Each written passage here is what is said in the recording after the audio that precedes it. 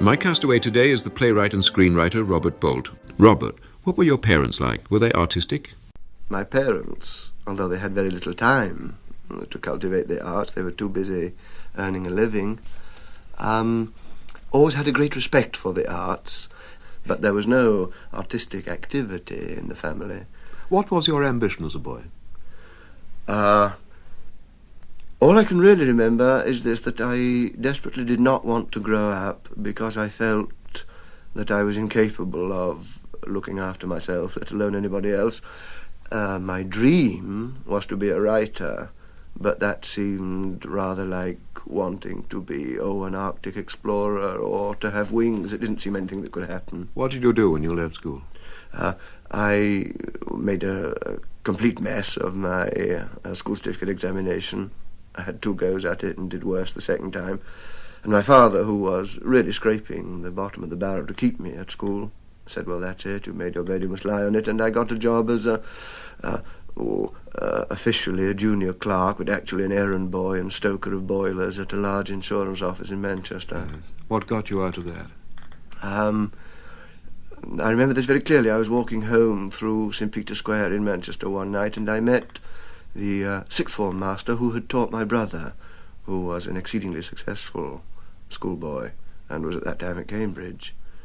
And this chap met me. He said, how do you like working in the office? And I said, I hate it. I would rather sweep streets. And he said, good. It sounds as though you're perhaps beginning to grow up. And in the kindness of his heart, he went to the university and found that if I got a certain examination in 2 months' time, I could just be wangled in.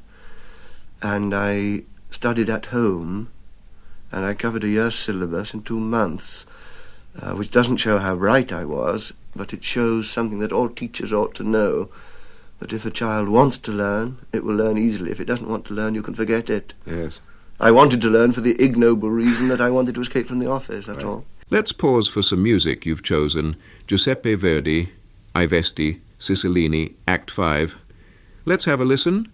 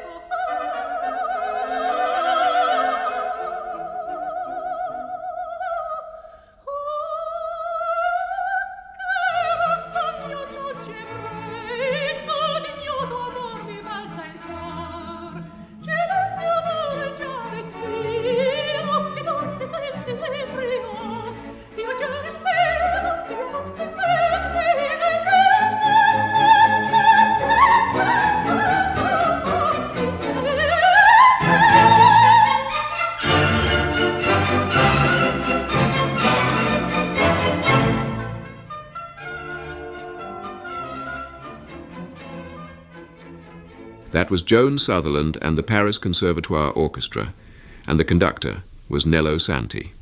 Your time at the university was interrupted by war service, wasn't it? Yes. What did you do? I first went into the Royal Air Force to train as a pilot. I passed the preliminary stages, but flunked the advanced part of the course. I was then in South Africa. I came back to this country and spent what seems, in retrospect, to be about 20 years cleaning lavatories and various bleak aerodromes in the north of England. And then I transferred to the army because, in a half-baked sort of way, I felt I ought to be doing something a little more active. But there, too, I was shunted off to the Gold Coast, and I was commissioned in the West African Frontier Force, which sounds a lot more glamorous than it was. Yes. And when you were demobilised, you went back to Manchester University. And then? Well, I took a degree in history. I'd been studying economics before. And then I decided I wanted to be a teacher. I wanted to be a teacher in a village school. I had... Why a village school? I had up till that point been a communist, a member of the Communist Party, and extremely interested in politics, and I sought a public solution for all life's difficulties.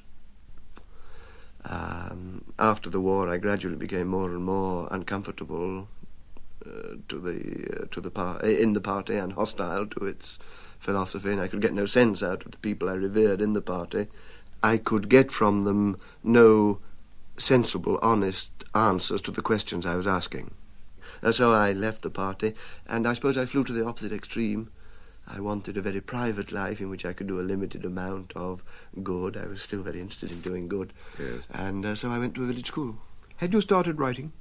No, I started writing at the village school. Come Christmas, I was asked to mount a nativity play for the children, 7 and 8-year-old children. Yes. And I couldn't find any in print which I liked. And so I wrote one. And I had a very extraordinary experience, which has never happened to me before or since. Within writing 4 lines of dialogue, and they were simply the 3 wise men meeting in the desert and greeting one another, I knew with absolute certainty that this was what I wanted to do, write plays. More music, your second choice.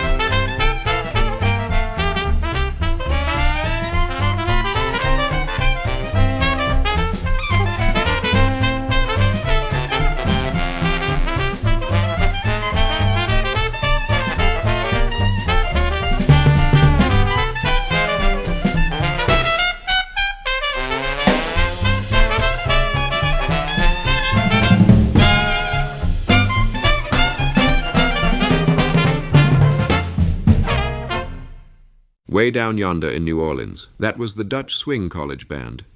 When did you tackle your first stage play? Oh, after I'd been writing for the radio for 4 or 5 years, I had a barely legible letter from a lady who was setting up as an agent, a playwright agent in London, who had heard my work and thought I ought to write for the theatre, for the West End Theatre, and that seemed, almost inviting fate or tempting Providence even to think of it. It seemed such a magical thing. In those days, it was before Osborne and the breakthrough, and new playwrights just didn't happen. You were either Terence Rattigan or Christopher Fry, or you weren't. However, I put myself under the care of this lady, thank God, who is still my agent and has looked after my career, such as it is, like a mother. And I wrote several stage plays for her, which she turned down. Every one that I wrote, I said to myself, this is my last. There are easier ways of killing yourself than staying up all night. They weren't even submitted to management? No, she wouldn't submit them. She said that she wanted the first one she submitted to be taken. Yes. What was the first one to be staged? The first one to be staged was a play called The Critic and the Heart, which was staged at the Oxford Playhouse and was moderately well received by the critics, had tiny audiences, and the management thought that it wasn't quite worth risking bringing into London with all the expense that entailed. Now, this time we were talking about the middle 50s was the time of the angry young man. Did you consider yourself part of this iconoclastic movement? No, but then I don't know any playwright who did. It was a journalistic category for the convenience of the journalists rather than for the convenience of the playwrights themselves. There's a great deal more in John Osborne than anger. I had, in that first play, The Critic and the Heart, I had an angry young man who I suppose slightly predated Osborne's Jimmy Porter, but he wasn't so good. No, I never felt of myself as an angry young man. Of course, there was a great deal to be angry about, but on the whole, I think we were anxious young men rather than angry.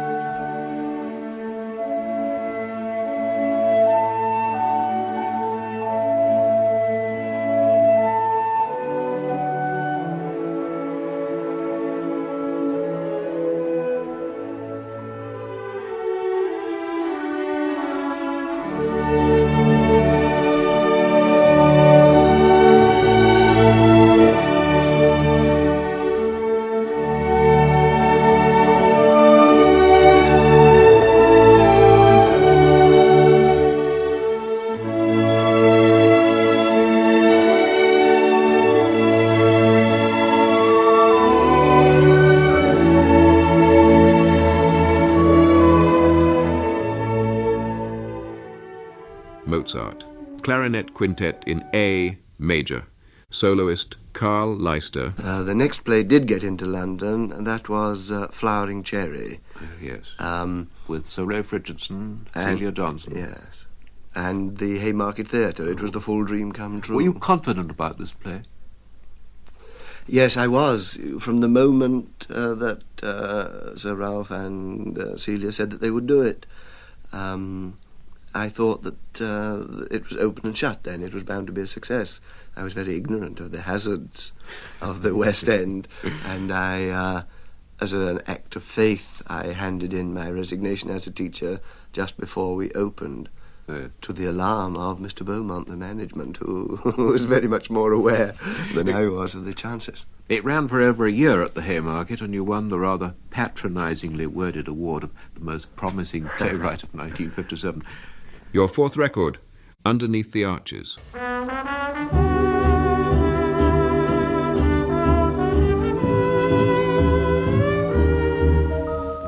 Ritz we never sought for, Savoys they can keep. There's only one place that we know, and that is where we sleep, underneath the arches. We dream our dreams of bum-bum-ba-da-be-do, underneath the bum-bum-ba-di-da-bo. On cobblestones we long-dum-bo-bo-bo-bo, back to back ba-body-ba-bo-ba-body-do, tired out and bo-bo-do-bo-body-do. Sorry when the daylight comes creeping, heralding the dawn, sleeping when it's frightening, and sleeping when it's fine. Trains rattling by, pavement is up here low, without a sheet we lay. Underneath the arches we dream our dreams away.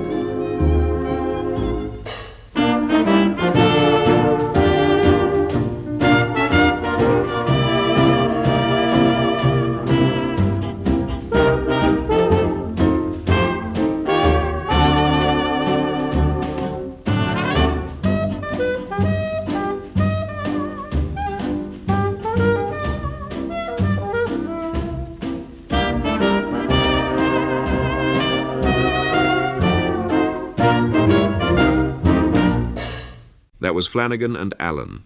Now let's skip to 1960, when you had two new plays open in the same week at practically adjoining theatres in Shaftesbury Avenue.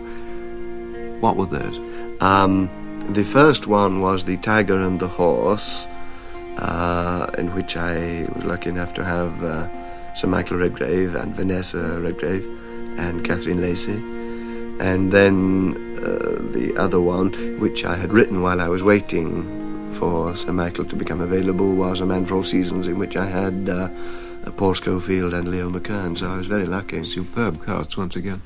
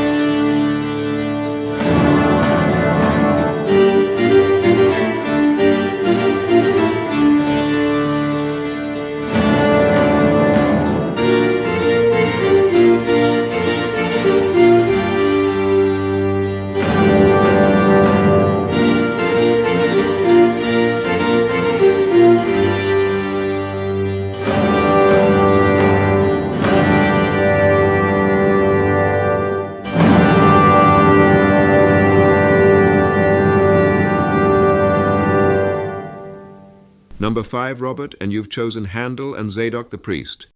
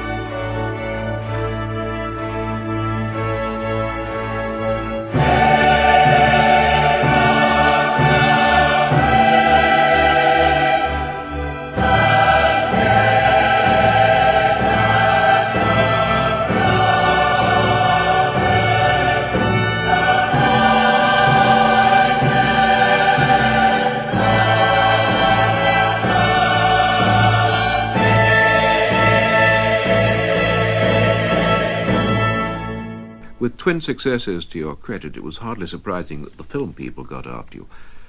You wrote Lawrence of Arabia. Yes, that was my baptism of fire.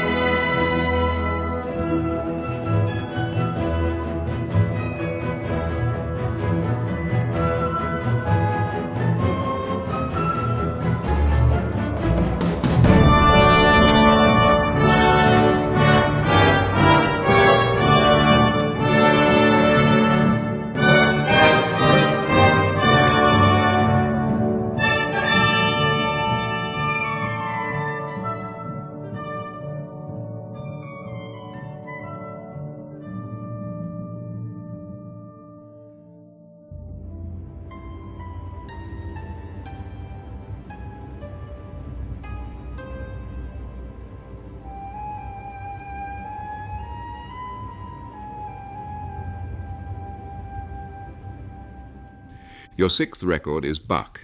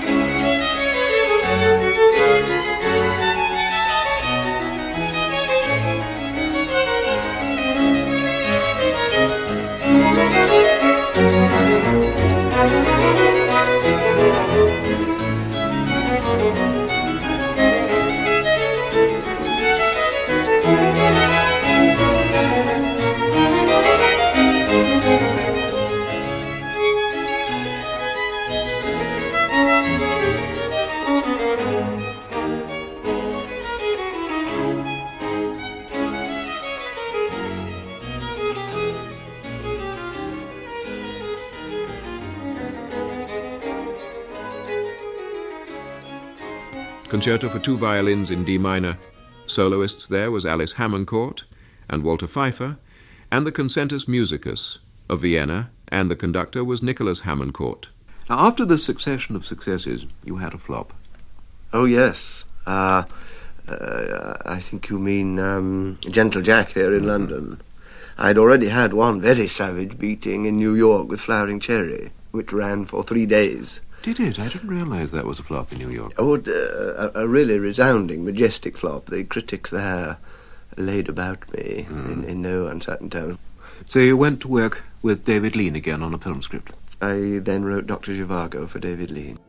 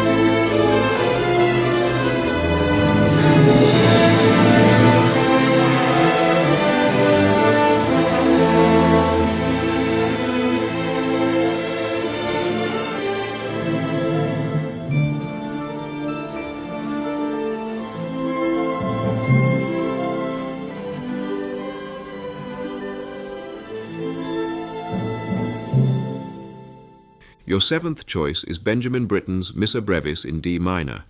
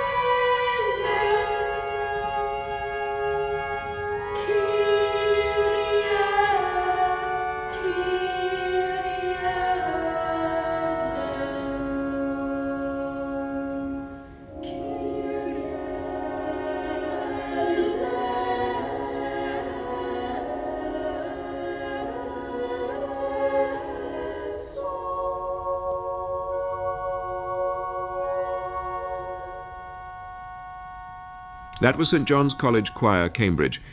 A film of yours has opened recently with your first original screenplay from your own story. Yes, Ryan's Daughter. Yes. Which I wrote. I suppose, really, if I'm to be honest, the jumping-off place was that I wanted to write a corking good part in a big film for my wife, Sarah Miles. Yes.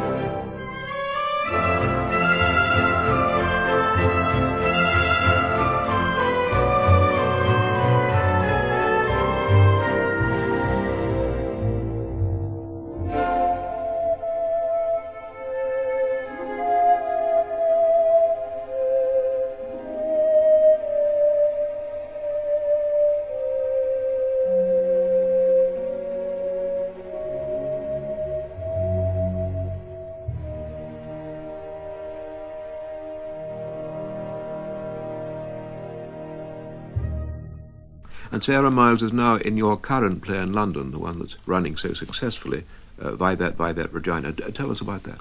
Well, I like writing historical plays. The interesting technical problem there was how to make one story out of two protagonists, Mary Stuart and Elizabeth Tudor, who in fact never met, Yes. without taking a great deal of historical license and inventing a secret meeting. And that was technically interesting. Your final choice is The Stars and Stripes Forever.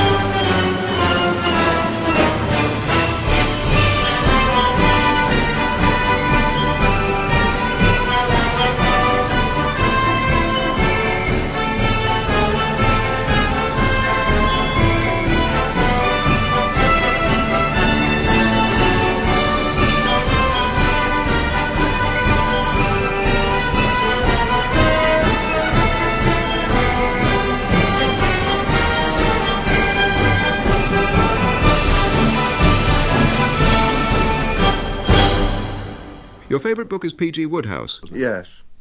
and your luxury choice is writing materials. Yes, indeed. Now, you're a playwright in the old-fashioned sense of being a craftsman. Your plays are conscientiously constructed. It's not my job to uplift or improve anybody. It is my job to entertain them. If I do any more than that, well, that's splendid. If they feel that they have had their money's worth of entertainment, that it has been worth the effort of a tired man and woman after a hard day's work to drag themselves from the suburbs into the West End, pay the price of a ticket, sit there, and they feel that it has been worth it in entertainment, then I consider that I've done my job.